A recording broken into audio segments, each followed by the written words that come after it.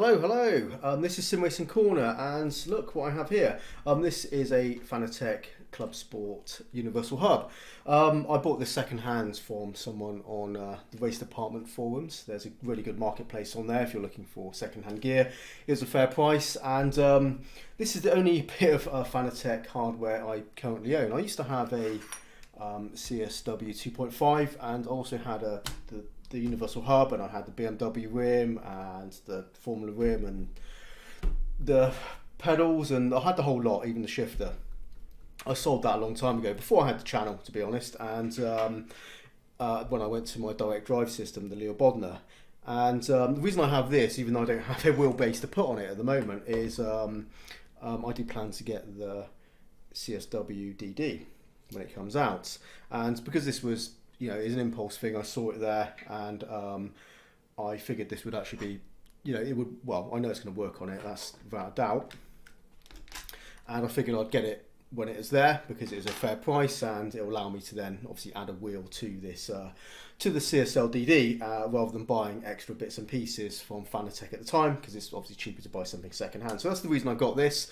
So I'm familiar with this, and I really liked it at the time. Actually, I preferred using this along with one of my wheels, and I remember I used it in combination with this one, actually, this OMP 30cm rim back in the day, because I preferred this, the weight of this and the force feedback felt a little bit sharper than it did with the BMW rim, because it's just heavier, and it was I think that's 32cm as well, and I could tell a difference that I preferred the force feedback from this combination. As much as I loved that BMW rim, it's great, but I just I didn't like using it. It's really weird, because this just felt like I was getting a better definition, fidelity of force feedback using this combination. So I know what I'm getting with this, and it was actually pretty good. I actually like the Universal Hub.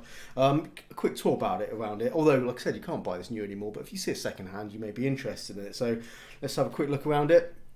I'll show you its features. So this is not a review, of course, this is just showing you something that's arrived on my table here.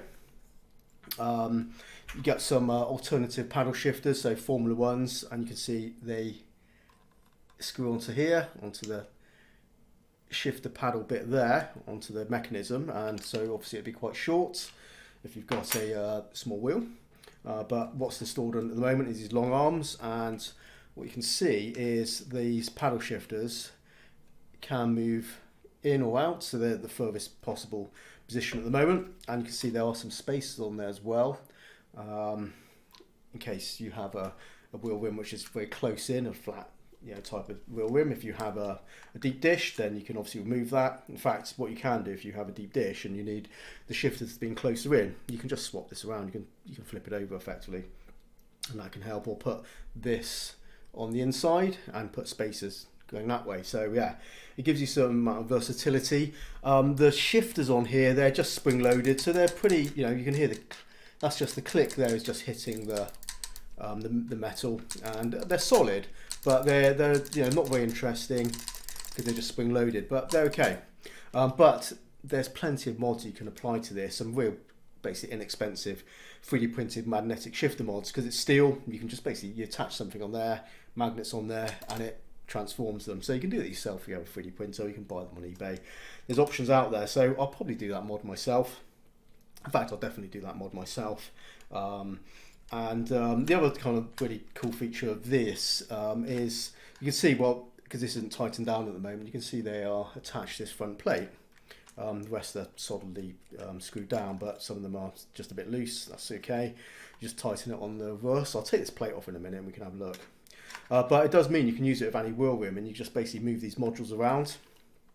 And the modules have multiple mounting screw holes, so you can see there's on that side, and of course they're on that side. So, and you can see they even slide on there. So you have a load of versatility. This will basically work on anything, since you can just move them to these different holes on here, depending where you want them, and you can even remove them because they are just wired in, and on the board beneath they are just plugs that you can pull off. So let me take the front bit off, because that'll help. First off though, to get a wheel on there, you can see these. You can see they are marked areas where screws have been under. Those are threaded holes, 70mm bolt pattern, and I imagine, yeah, I'm sure a 50mm bolt pattern will work on this as well. I'm trying to see where I can see that, but I know it's 70mm at least on this. But to take off the front plate, we have some screws at the back. They've already been loosened, so that's how this arrived. And it's the wrong Allen key. Where's the right Allen key?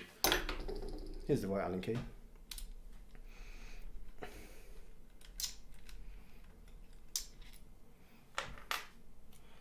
Keep these safe. And you can see on top actually, before I take that off, you can see that.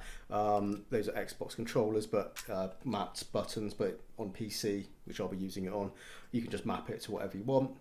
Which is, it's in a weird position because when you've got a wheel there, and of course, if I can get a rim, let me get a rim, and I'll demonstrate that it's not the most practical thing.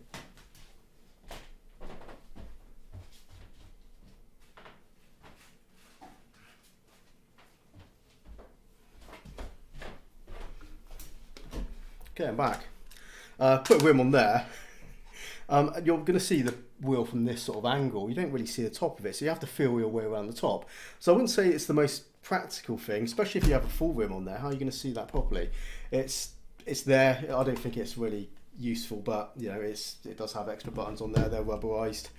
This is actually quite good though. There's this little module here. You can pop it out, and you can see there, just plugs in the top. You can see the pins. So pins basically goes in both ways. You see the pins there, or there. Pop it in the top, and you've got a speedo, and that's a nice feature. That works well, so that's kind of cool. I think it's a three digit speedo, from what I recall. But yeah, let me get on with taking these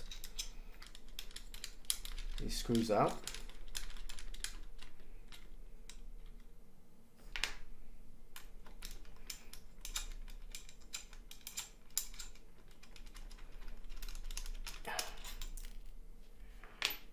Washers.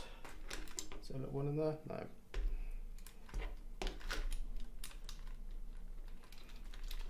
Also, another kind of weird thing about the this hub is you've got a USB plug on there, and from what I remember, it's not a throughput for USB. It's just a power. You know, so it's just a power out. So if you have, I'm not sure what you'd actually even attach to it, quite honestly, because if you're rotating a wheel. You know, why would you want something hanging off there like this?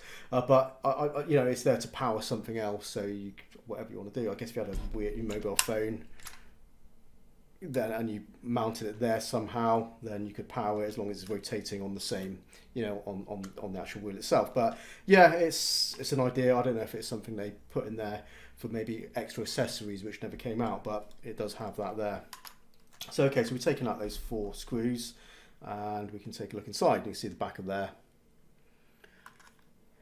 Yeah, and you can see those are the they've reinforced the area where you attach the wheel to, so you can see 70mm and 50mm, because those are threaded holes, and the rest of those holes are just for moving these modules around on those arms. You can see that, and inside you can just see the layout. There's I'm not sure what that's for, but you can see there is a there's like a network cable type of connector there. Who knows what that's for? Could be for flashing it or something. Who knows? But you can see everything else is attached via these little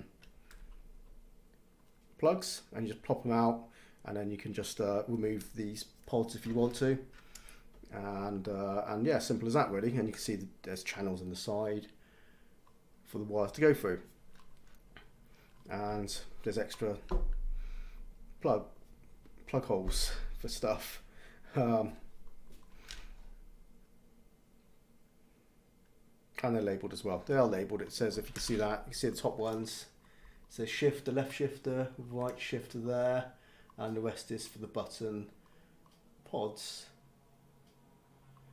And no idea what those are for, but doesn't matter. But that's how it works. And yeah, it's nice and versatile. It's nice. It's a nice little hub.